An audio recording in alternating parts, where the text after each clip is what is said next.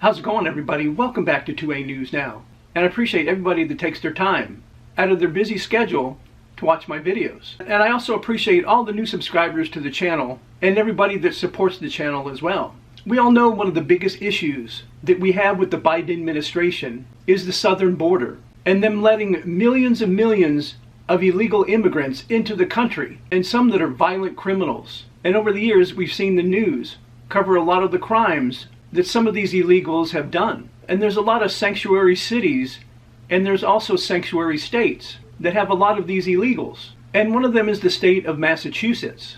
And currently there's around 355,000 illegal immigrants living in that state. And get this, they've already said that in 2025, the state of Massachusetts is going to spend $1 billion, not 1 million, but $1 billion to house these migrants. So it's no surprise just recently in Massachusetts, arrested an illegal migrant in a taxpayer-funded hotel room, and among other things had an AR-15 rifle, ammunition, and drugs. The name of the piece of work that they arrested was Leonardo Andujar Sanchez, and he's 28 years old.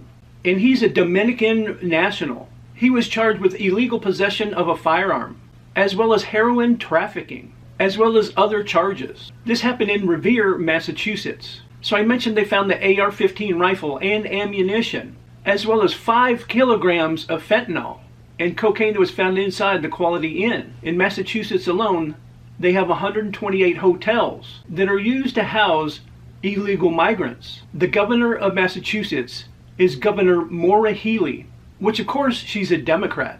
And in the past, of course, she's defended the state's sanctuary policies. But it seems like she doesn't take any of the blame. She blames it on Washington, D.C., which a lot of that is true. She said in a recent interview, "It's outrageous that this individual took advantage of our shelter system to engage in criminal activity." What the hell did she think they were going to do? Most of them are just not going to sit there and be good little migrants. They're going to do what they were doing in the countries that they came from. And for some of them, that's committing crimes. She went on to say our administration has been in touch with both local law enforcement and federal immigration officials regarding this case. This further underscores our broken federal immigration system and the urgent need for the Congress and the White House to act on a border security bill to prevent criminals from entering our communities. Well, Governor, just wait a little bit more than a week, and President Trump will take care of a lot of this, and quickly. She also said the people of Massachusetts should not have to continue to deal with the impacts of federal inaction. Just remember, Governor, it's just not the state of Massachusetts. It's all over the country, but especially in Democrat cities and states. And you're right, it is fault of the Biden administration. Immigration and Customs Enforcement confirmed that this guy is an illegal migrant.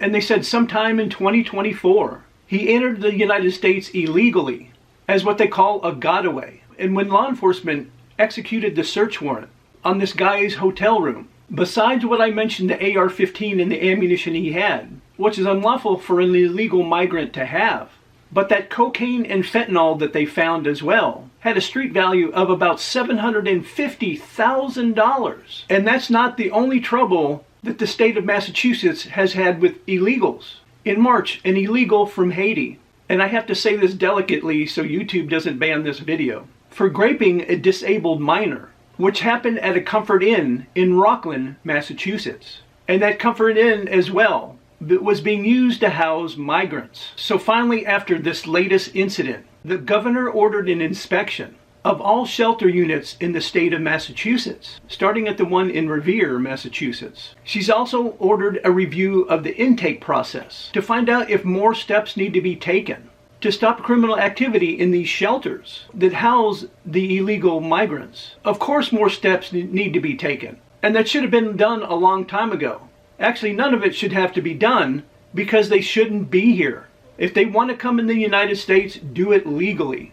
This instance is just one of many where illegals have just crossed our border and are committing crimes, violent crimes, rapes, murders, assaults. And we all know who's to blame. The dementia-ridden person that lives at 1600 Pennsylvania Avenue. There's no question about it. And then, of course, the sanctuary cities and the sanctuary states who coddle to people that are here illegally in our country, and they're treated better than our own citizens, than our own veterans, where most of them live on the streets. But the illegal migrants are put up in hotels and given hundreds and thousands of dollars a month, free health care, and free phones? How screwed up is that? A lot of them better start packing their bags, because living off the federal government is coming to an end for most of them. As always, I would really like to hear your thoughts about today's video in the comment section. And like I mentioned at the starting of the video, I appreciate everybody that supports the channel. And you guys are always crushing it by liking, sharing, and subscribing, and hitting those post notifications, as well as leaving comments on every video that I post. And I'm very grateful that you do so. As always, please don't forget to let your friends, your family, and your coworkers know about the channel. And I invite all of you to come back and watch my next video.